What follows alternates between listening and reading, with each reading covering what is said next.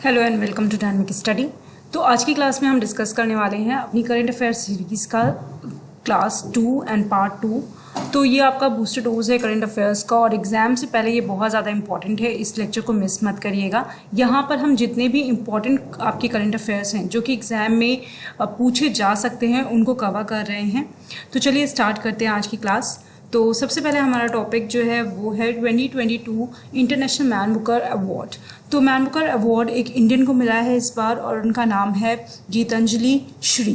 तो Geetanjali Shri basically Hindi writer हैं, but इनको ये अवार्ड मिला है उनके जो बुक है टूम्ब ऑफ सैंड, मतलब ये हिंदी जो बुक थी उसके इंग्लिश रूपांतरण के लिए मिला है। ठीक है, इंग्लिश ट्रांसलेटेड बुक के लिए मिला है और उनको ये अवार्ड उनके जो ट्रांसलेटर हैं डेजी रॉकवेल उनके साथ मिला है। ठीक है, इस अवार्ड को दोनों शेयर करेंगे। इस अवार्ड में जो प्राइज मनी है वो 50,000 पाउंड है और ये बुक जो है उसका नाम है टूम्ब ऑफ सैंड, ये याद रखिएगा। चलिए आगे बढ़ते हैं। नेक्स्ट हमारा जो टॉपिक है वो है recognition of community forest resource, that is CFR rights inside Kanger Ghati National park. देखिए यहाँ पर मैं आपको मेन पॉइंट्स जो हैं वही बता रही हूँ हर एक टॉपिक का। डिटेल में मैंने इसको नोट्स बनाकर अपलोड कर दिया है। नोट्स का लिंक मैं आपको यहाँ पे कमेंट सेक्शन में दे दूँगी, वहाँ से आप परचेज़ करके इसको डिटेल में पढ़ सकते हैं। अगर आपके पास बिल्कुल भी टाइम नहीं है एग्जाम से पहले तो ये वीडियो ही देख लीजिए, इतना सफिशिएंट होगा। अगर आपके पास थोड़ा भी टाइम है तो आप नोट्स परचेज़ करके इसको डिटेल में भी पढ़ सकते हैं। तो देखिए recognition of community forest resource क्या है, ये राइट्स क्या हैं, इनके बारे में चलिए बात कर लेते हैं। ये टॉपिक इसलिए इम्पॉर्टेंट है क्योंकि पीपल एंड एनवायरनमेंट यूनिट में इस तरीके की चीज़ें पूछी जाती हैं और इसको बिल्कुल भी निगलेक्ट मत करिएगा। ये जो टॉपिक है आपका ये इम्पॉर्टेंट बहुत ज़्यादा है। तो देखिए ये जो राइट्स हैं CFR, इन राइट को बोलते हैं कम्युनिटी फॉरेस्ट रिसोर्स राइट्स। यहाँ पर जो कम्युनिटी उस पर्टिकुलर नेशनल पार्क के आसपास या फॉरेस्ट रिजर्व के आसपास रहती हैं उनकी क्या राइट्स हैं, उनके पास क्या हक हैं, उनको क्या हक दिए जाते हैं, ये इसमें कवर किया जाता है। जैसे मैं आपको एग्जांपल के लिए बताती हूँ कि कोई एक नेशनल पार्क है। अब नेशनल पार्क है तो ऐसा नहीं है कि वो आइसोलेटेड होगा, वहाँ पे आसपास लोग नहीं रहते होंगे, हो सकता है वहाँ पे आसपास लोग रहते हो। अब वो आसपास के लोग जो होते हैं उनकी जो लाइवलीहुड होती है वो उस फॉरेस्ट पे बेस्ड होती है। हो सकता है वो वहाँ पे लकड़ियाँ काटने जाते हों या फिर किसी भी काम के लिए जाते हों, तो उनके अपनी क्या राइट्स हैं। जैसे अभी तक क्या था कि सारे राइट्स ख़त्म कर दिए गए थे। ऐसा बोला गया था कि अगर ये नेशनल पार्क है तो वहाँ पे आप नहीं जा सकते हैं या आप वहाँ पे किसी भी तरीके की एक्टिविटी नहीं कर सकते हैं। अब यहाँ पे क्या है, ये जो CFR बनाया गया है वो इसलिए बनाया गया है क्योंकि ये जो जंगल है, ये जो फॉरेस्ट ये नेशनल पार्क है, ये उनके ऊपर भी डिपेंड करता है। मतलब बहुत सारी चीज़ों के लिए वो भी रिस्पॉन्सिबल थे। उन्होंने भी, जैसे मान लीजिए किसी तरीके की कोई इलीगल एक्टिविटी हो रही है और वहाँ पे कोई रह रहा है, ठीक है, वो उसने देखा तो उसने इन्फॉर्म किया। हो सकता है वहाँ तक जो फॉरेस्ट गार्ड है वो नहीं पहुँच पा रहे हो। तो इस तरीके की दोनों ही तरीके के वाइस वर्सा, मतलब फॉरेस्ट उन पे डिपेंड है और वो फॉरेस्ट पे डिपेंड है। इसी के लिए ये कम्युनिटी फॉरेस्ट राइट्स बनाया गया है। अभी ये रिसेंट है नेशनल पार्क जिसको जहाँ पर ये राइट लागू की गई है कि वहाँ के आसपास के लोग, उनकी भी कुछ राइट्स होंगी, वो फॉरेस्ट को यूज़ कर सकते हैं, किस एक्सटेंट तक यूज़ कर सकते हैं, किस तरीके से उसको अपने उपयोग में ला सकते हैं, इसके बारे में वहाँ पे डिफाइन होगा। इतना ज़्यादा डिटेल में आपको जानना नहीं है, बस इसके बारे में पता होना चाहिए कि कम्युनिटी फॉरेस्ट राइट कौन सा है और ये अभी किस नेशनल पार्क को मिला है। तो ये जो है कांगर घाटी नेशनल पार्क जो है ये सेकेंड नेशनल पार्क है जिसको ये राइट दी गई है। इससे पहले एक और नेशनल पार्क था जहाँ पर ये राइट दी गई थी। उस नेशनल पार्क का नाम है आपका, मैं बता देती हूँ, और ये वो था सिम्पलीपल नेशनल पार्क जो कि उड़ीसा में है और इसलिए ये आपका सेकेंड नेशनल पार्क बनता है। तो ये दोनों का नाम याद रखिएगा। CFR क्या होता है ये याद रखिएगा, ठीक है। क्यों इसको यूज़ कर रहे हैं, क्यों इसको, इस राइट को क्यों रिकॉग्नाइज किया गया, क्यों दिया गया, तो ये भी आपको पता होना चाहिए। एक बेसिक आपको इसके बारे में पता होना चाहिए। चलिए आगे बढ़ते हैं। नेशनल अचीवमेंट सर्वे 2021 रिपोर्ट। तो देखिए रिपोर्ट्स की जब हम बात करते हैं तो आपको एक चीज़ हमेशा ध्यान में रखनी है कि रिपोर्ट्स आपकी 2022 का यहाँ पे करंट अफेयर पूछा जा रहा है, बट 2021 वाली जो रिपोर्ट होगी वो आपकी रीसेंट होगी, ठीक है। क्योंकि 2021 में, मतलब रिपोर्ट का नाम दिया जाता है 2021, बट ये पब्लिश हुई है 2022 में, क्योंकि 2021 में इन्होंने पूरा इसका सर्वे किया है, इस रिपोर्ट को फॉर्म किया है, ठीक है। तो इसमें कभी भी कंफ्यूज मत होइएगा। अगर 2021 रिपोर्ट है तो भी वो रीसेंट हो सकती है, ठीक है। तो यहाँ पर ये रीसेंट रिपोर्ट है आपकी नेशनल अचीवमेंट सर्वे 2021 रिपोर्ट। ये जो सर्वे हुआ है, ठीक है, ये जो रिपोर्ट बनाई गई है ये यूनियन मिनिस्ट्री ऑफ एजुकेशन ने बनाई है। इसमें क्या देखा गया है, इसमें ये देखा गया है कि जो स्कूल स्टूडेंट्स हैं, ठीक है, उनका प्रोग्रेस एंड लर्निंग अचीवमेंट कैसा है। ठीक है, एक रिपोर्ट बनाई गई जिसमें सारे स्टेट्स के स्कूल वगैरह को विजिट किया गया, वहाँ के स्टूडेंट्स का जो उनका लर्निंग बिहेवियर है, जो उन्होंने सीखा है इस 2021 के पूरे ईयर में, उसको देखा गया, उन्होंने क्या सीखा, उन्होंने क्या अचीव किया, ये सारी चीज़ें, उनकी प्रोग्रेस कैसी थी, ये सब चेक किया गया और उसके बाद फाइनल ये रिपोर्ट आपकी पब्लिश हुई 2022 में। ठीक है, तो यहाँ पर इस रिपोर्ट के बारे में ये जान लेते हैं कि ऑलमोस्ट 34 लाख ऑफ स्टूडेंट को यहाँ पर इन्होंने स्टडी किया था। उसके बाद इसका जो सर्वे हुआ था, नेशनल अचीवमेंट सर्वे 2021, ठीक है, और इसमें ये बताया गया कि पंजाब जो है वो बेस्ट परफॉर्मर है और दिल्ली के जो परफॉर्मेंस है उसमें एक डिप आई है 2017 से। मतलब 2017 में जितना अच्छा दिल्ली परफॉर्म कर रहा था, अभी वो रिसेंट में उतना अच्छा परफॉर्म नहीं कर रहा है। हालांकि क्लास 8 के लेवल में उन्होंने बेटर परफॉर्मेंस की है, बट बाकी लेवल्स पे अच्छा परफॉर्म नहीं किया और सबसे अच्छा परफॉर्म किया है पंजाब ने। ठीक है, यही है आपका पूरा नेशनल अचीवमेंट सर्वे का पूरा कंक्लूजन। ठीक है, अब आगे बढ़ते हैं। State of global climate report 2021, ये भी एक रिपोर्ट है, ये भी एक सर्वे हुआ है। इसको किया है वर्ल्ड मेट्रोलॉजिकल ऑर्गेनाइजेशन ने, दैट इज WMO। ठीक है, इन्होंने ये बोला, इन्होंने 4 ऐसे इंडिकेटर्स थे जिन पे इन्होंने काम किया। पहला इंडिकेटर था सी लेवल राइज, दूसरा इंडिकेटर था ग्रीन हाउस गैसेस, तीसरा इंडिकेटर था ओशन एसिडिफिकेशन एंड तीसरा था आपका चौथा था आपका ओशन हीट्स। ठीक है, sea level rise, green house gases, ocean acidification and ocean heat. अब ये जान लीजिए कि जो चारों इंडिकेटर्स है इस पर स्टडी किया गया और इसका जस्ट क्या निकल के आया, वो ये निकल के आया कि ये चारों वर्स्ट हो गए हैं 2021 में। मतलब कहीं पे भी कोई भी डेवलपमेंट नहीं हुआ है। जो हमारा पहले टेम्परेचर लेवल था वो इंक्रीज हो गया है, सी लेवल जो है वो राइज हुआ है, ग्रीन हाउस गैसेस कंसनट्रेशन बढ़े हैं, ओशन एसिडिफिकेशन बढ़ा है, मतलब सब कुछ वर्स्ट हुआ है। ठीक है, तो ये आपको पता होना चाहिए कि state of global climate report ने जो बताया है वो ये बताया कि सारी जो आपके पैरामीटर्स है वो सारे वर्स्ट हो गए हैं। आगे बढ़ते हैं। तो इस रिपोर्ट को, बड़ी सी रिपोर्ट है, इसको मैंने ऑलरेडी नोट्स में डाल दिया है। बहुत ज़्यादा कवर करने का यहाँ पे मतलब नहीं बनता है, तो आप अगर चाहें तो आप ये रिपोर्ट पढ़ सकते हैं। 1-2 पॉइंट मैं बता देती हूँ रिपोर्ट्स के। रिपोर्ट ने ये बोला है कि लास्ट के 7 सालों में ये जो 2021 रहा है ये अभी तक का सबसे गर्म साल रहा है। ठीक है, सबसे ज़्यादा आपका सबसे ज़्यादा ग्लोबल टेम्परेचर इसी ईयर में था।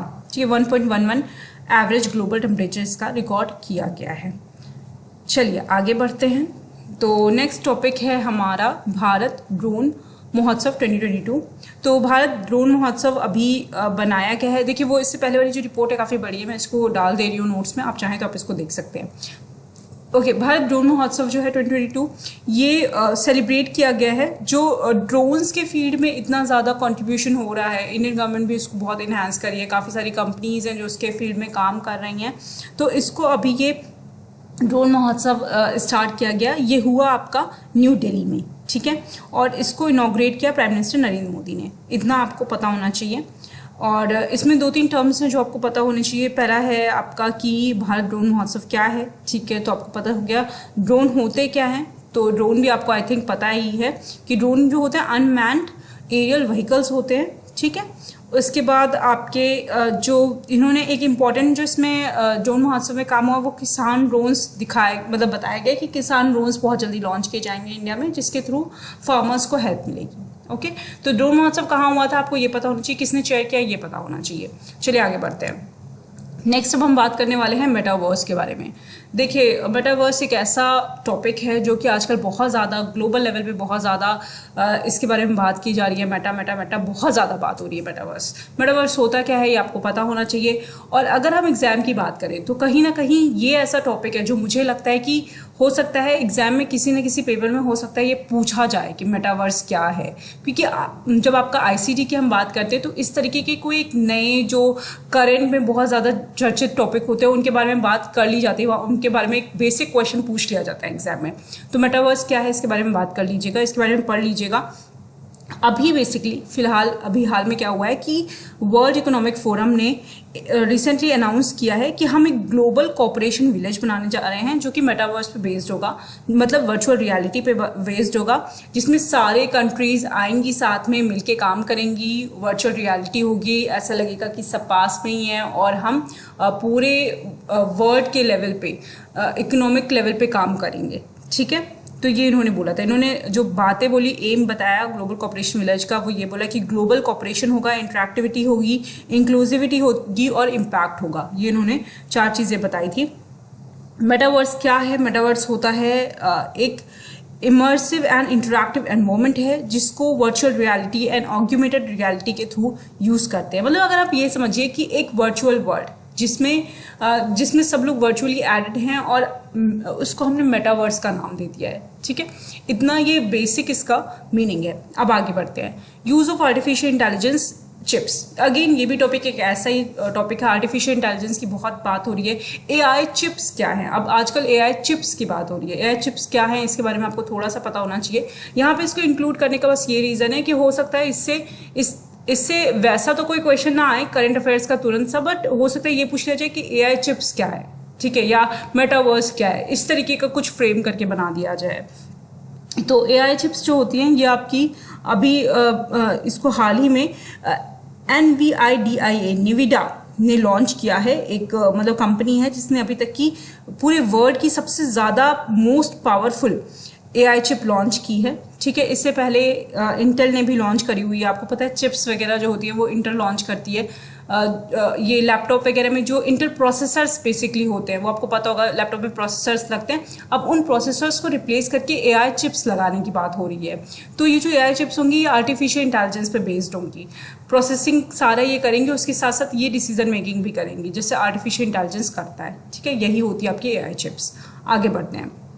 Again very very very important topic, that is परम पोरल सुपर कंप्यूटर। अब ये क्या है? देखिए, सुपर कंप्यूटर पे बेस्ड काफ़ी सारे क्वेश्चंस आते हैं एग्जाम में, और अगर हम पास्ट के एग्जाम के पेपर्स देखें तो भी काफ़ी बार सुपर कंप्यूटर पे क्वेश्चन पूछे गए हैं। एक नया सुपर कंप्यूटर लॉन्च हुआ है, दैट इज़ परम पोरल। परम आपको पता है, परम super computer Indian super computer था और इसके बारे में सारी डिटेल आपने पढ़ी ही होगी। ठीक है, कि परम क्या था। अब इसी लाइन में पोरल एक सुपर कंप्यूटर है वो लॉन्च किया है। इसको लॉन्च किया है NIT त्रिचुपल्ली ने, और ये जो आपका कंप्यूटर होगा ये वहीं पे department of science and technology में है, और ये इसका जो काम है ये सुपर कंप्यूटिंग का काम करेगा। और बेसिकली मतलब इसमें क्या इंपॉर्टेंट है, इंपॉर्टेंट ये है कि इसके ज़्यादातर कंपोनेंट्स, मतलब ऑलमोस्ट ऑल द कंपोनेंट्स, कुछ ऐसे कंपोनेंट हैं जिनको अगर छोड़ दिया जाए तो वो इंडिया में बने हैं, इंडिजीनियस डेवलप्ड हैं। इसकी यहाँ तक कि इसका एक सॉफ्टवेयर स्टैक होता है वो भी CDAC ने बनाया है। ठीक है, और इसका जो काम होगा ये रिसर्च करेगा किस तरीके के सेक्टर्स में। तो सेक्टर्स होंगे agriculture, health, financial sectors and weather. ठीक है, ये सारे सेक्टर्स हैं जिसमें परम पोरल सिस्टम काम करेगा। तो ये है परम पोरल सिस्टम कहाँ पे, सॉरी परम पोरल सुपर कंप्यूटर कहाँ पे है ये आपको पता होना चाहिए। किसने बनाया है? NIT त्रिचुपल्ली ने बनाया है। ठीक है, इतना आपको पता होना चाहिए। चलिए आगे बढ़ते हैं।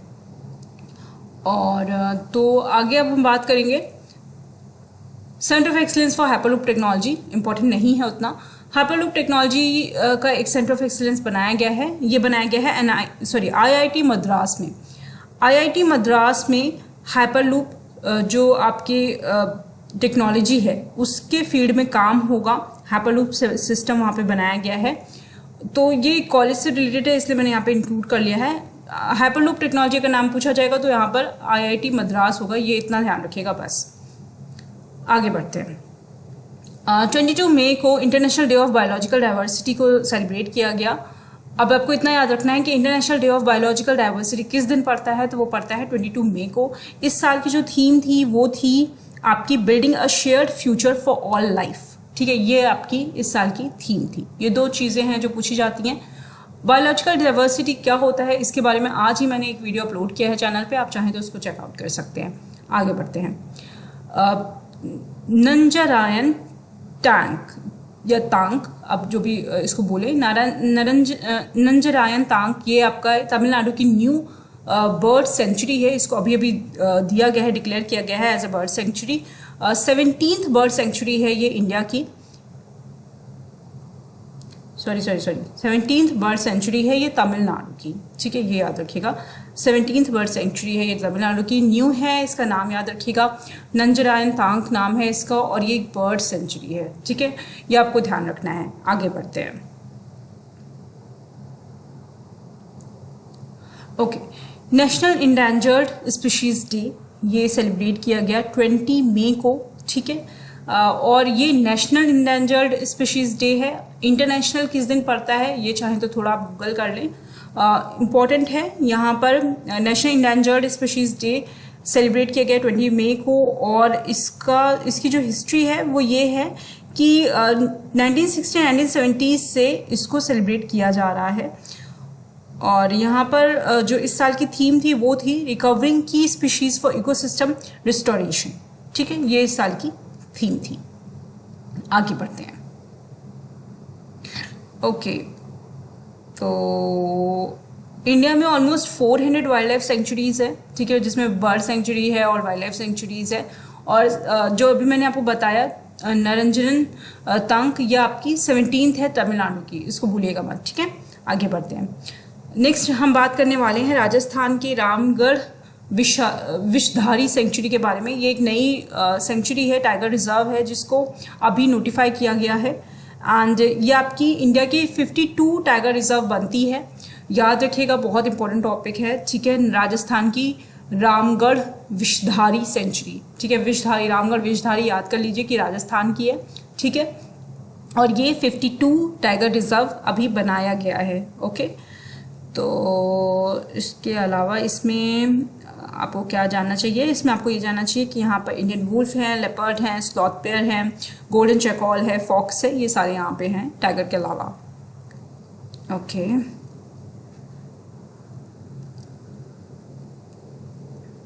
ठीक है, अब हम आगे बढ़ेंगे। सियोल फॉरेस्ट डिक्लेरेशन के बारे में बात करेंगे। Seoul forest declaration important topic है अगेन।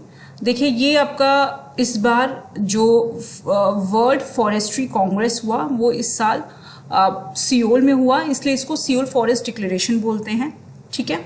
यहाँ पे आपको और क्या पता होना चाहिए, ये 15th वर्ल्ड फॉरेस्ट्री कांग्रेस था, ठीक है, 15th याद रखिएगा। और ये हुआ है आपका 13th मई को।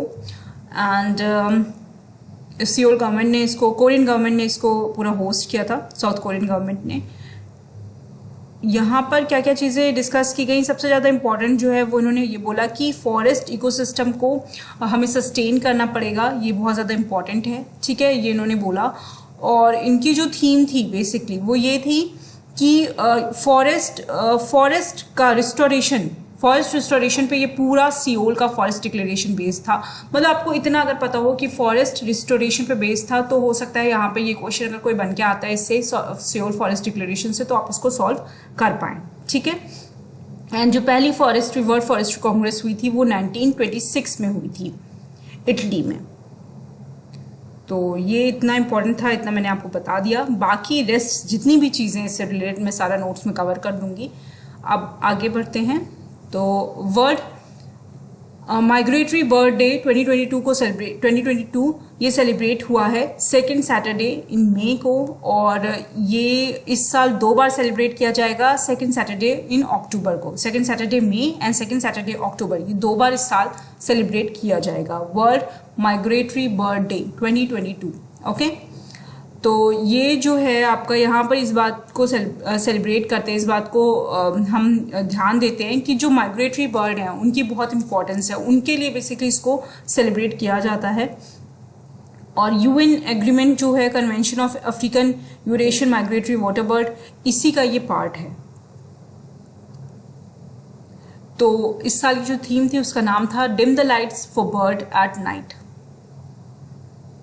आगे हम बढ़ने वाले हैं गति शक्ति संचार पोर्टल। ये क्या है बस इतना जानिए। गति शक्ति संचार पोर्टल ये लॉन्च किया गया 14 मई को, और इसको लॉन्च किया गया है ताकि जो इंडिया में अपकमिंग 5G रोल आउट है वो अच्छे से प्रॉपरली हो सके, ठीक है। इंडिया में 5G आने वाला है, इसका रोल आउट की बात चल रही है, इसके लिए टॉवर्स डाले जाएंगे और उसके साथ फाइबर वायर्स डाले जाएंगे, ये सारी चीज़ें होंगी, और इसी के लिए गति शक्ति संचार पोर्टल को बनाया गया है।